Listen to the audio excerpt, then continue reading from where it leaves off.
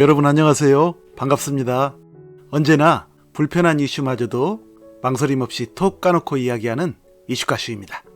이슈가슈는 대인관계와 처세, 그리고 가족관계, 사회생활 등 인간이 이 세상을 살아가면서 겪는 모든 문제점과 해결책을 적나라하게 제시합니다. 오늘은 적을 친구로 바꾸는 말 탑3라는 제목으로 여러분과 함께 이야기를 나눠보겠습니다. 여러분 시청하시기 전에 부디 구독과 좋아요를 눌러주시면 대단히 고맙겠습니다. 구독과 좋아요는 저의 영상 제작에 큰 힘이 됩니다. 자, 그럼 오늘의 이야기를 시작하겠습니다. 우리는 세상을 살면서 수많은 친구들을 만들어 나가지만 불행하게도 의도적이든 아니든 친구 못지않게 많은 적을 만드는 경우가 허다합니다. 그렇다고 평소 우리가 친구라고 생각하는 그 많은 사람들이 항상 우리를 무한정 좋아해 주지는 않으며 언제라도 우리에게 무관심하거나 오히려 어느 순간에는 적대적인 관계로 돌아설 수도 있는 현실을 감안해 보면 대인관계를 하면서 크고 작은 불화로 인해 일부러 적을 만든다는 것이 인생살이에 얼마나 마이너스 요인이 되는지를 짐작할 수 있습니다. 친구와 적을 구분하는 가장 큰 차이점은 그들이 여러분에게 어떤 말과 행동을 할 때 그 배후에 숨겨진 의도에서 살펴볼 수가 있는데요.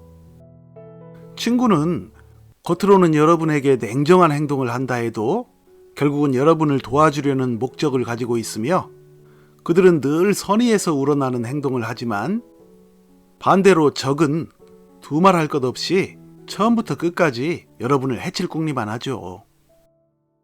또한 친구를 뜻하는 friend와 적을 뜻하는 enemy를 합성한 신조어도 있는데요.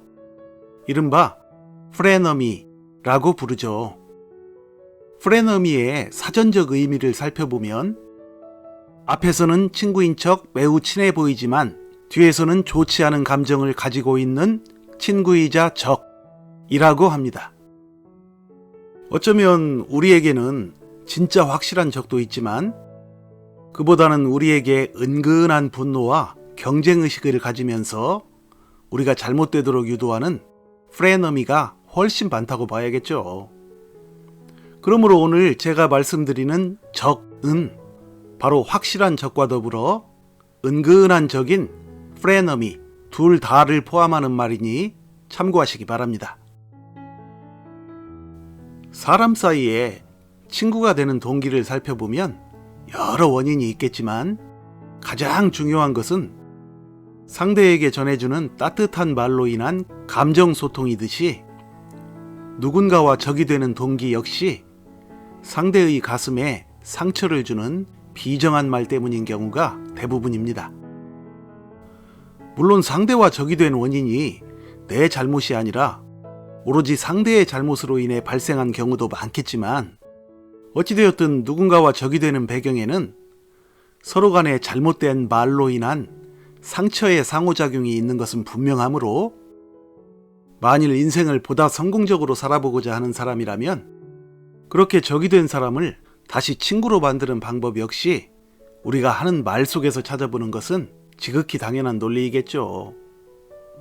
그러므로 오늘은 적을 친구로 만드는 가장 핵심적인 말 탑3에 대해서 알아보도록 하겠습니다. 적을 친구로 만드는 말 3위, 그러니까 세 번째 순위는 바로 일전에 네가 했던 재밌는 말이 밤낮 떠오르고 그때마다 늘 웃는다 라는 말입니다. 공적인 모임이든 사적인 만남이든 나에게 적대적인 감정을 품고 있는 사람과 마주할 때 이 말을 해주면 상대는 분명 귀가 솔깃해지며 내심 기분 좋아할 것입니다. 왜냐하면 자신이 언젠가 했던 말을 평상시에 상대가 잊지 않고 떠올린다는 것은 자신을 무시하지 않고 가슴속에 담으며 즐거워한다는 뜻이므로 그 말을 들은 사람은 자신의 존재감이 높아진다는 생각을 하며 이내 상대에게 호감을 갖게 된다는 말입니다. 이러한 호감은 점점 서로의 마음의 문을 여는 중요한 동기가 되고 그로 인해 다시금 좋은 관계로 발전하게 될 확률이 매우 높은 것이죠. 적을 친구로 만드는 말 2위, 그러니까 두 번째 순위는 나 좀 도와줄래? 입니다. 중요한 것은 이때 상대가 부담스러워할 만한 무거운 부탁을 해서는 안 되며 전혀 부담 없는 지극히 사소한 부탁을 해야 한다는 것입니다. 예를 들면 이 가방 좀 잠시 들어줄래? 또는 이것에 대한 네 생각 좀 말해줄래? 등등 여러 가지가 있겠죠. 자신을 적대적으로 생각할 줄 알았던 사람이 자신에게 뭔가를 부탁한다는 것은 자신에게 악의가 없다는 간접적 표현이자 증거이므로 상대는 더 이상 당신을 미워하거나 적으로 대할 동기를 잃어버리게 되고 기꺼이 그 요청을 들어주거나 때론 그보다 더 큰 도움을 주려는 액션을 취할 확률이 높습니다.